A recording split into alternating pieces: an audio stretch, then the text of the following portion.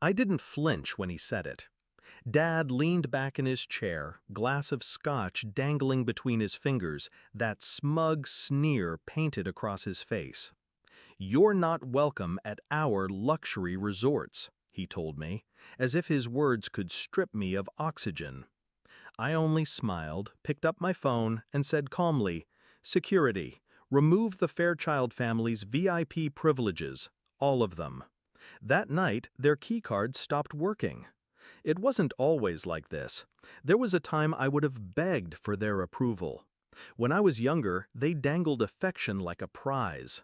My grades, my achievements, my very existence. It was never enough. My sister, Claire, was the golden child. I was the afterthought. Whenever we visited one of their sprawling resorts, they'd parade her like a trophy and remind me, "Don't embarrass us." I swallowed it, year after year. But beneath that polished family portrait, I saw the cracks. Dad's cruelty masked as discipline. Mom's cold silences whenever I sought comfort. And Claire always grinning at my expense, feeding off my humiliation. The Fairchild name meant power, wealth, influence, but to me it meant exile. The first betrayal came the day I graduated college. I had just walked across the stage, diploma in hand, when Dad shook my hand stiffly and whispered, "Don't expect us to fund your little dreams." My little dreams were to take the crumbling boutique hotel my grandmother left me and restore it. They laughed when I pitched the idea. "Stick to something safe," Claire mocked. I walked away that day with nothing but spite. But spite is fuel. While they poured millions into their flashy resorts, I worked quietly. I lived inside that old hotel, fixing rooms myself, painting walls until my hands blistered, negotiating with suppliers one by one. I learned the business from the ground up. It took years, but the hotel thrived. Then I bought another, then two more. My empire wasn't loud like theirs. It was deliberate, precise. Boutique luxury, personalized experiences, a clientele that craved exclusivity. Ironically, it was Claire who tipped me off to their weakness.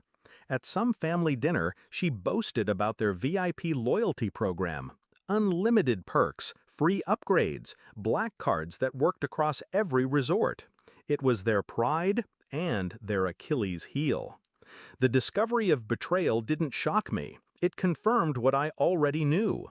My parents had been bleeding money, expanding recklessly, covering losses with loans, flaunting wealth they didn't have.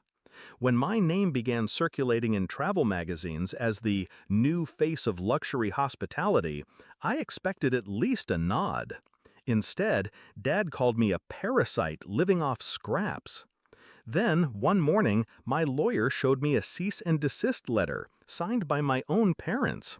They were suing me for brand infringement, claiming my hotels were confusing their customers. I laughed.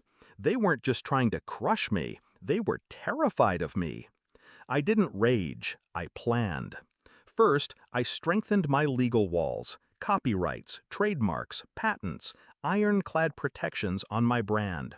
My lawyers were wolves, hungry for a fight. Then I moved silently into their world. I bought stock, tiny pieces of their company, enough to slip into shareholders' meetings unnoticed, enough to gain access to the data they thought I'd never see. The numbers were worse than rumors suggested. Bookings down, guest complaints rising, competitors circling, and their golden VIP program? A financial drain, hemorrhaging perks they couldn't sustain. Perfect. The execution was meticulous. Step 1, I acquired their loyalty program's back-end system. Not illegally, but through a failing subcontractor they'd neglected to pay. With it, I gained quiet administrative access. Step 2, I upgraded my own loyalty program, offering seamless migration for anyone tired of Fairchild's faltering perks. A mass exodus began. Guests whispered, influencers compared, and suddenly my brand was the destination for those who mattered.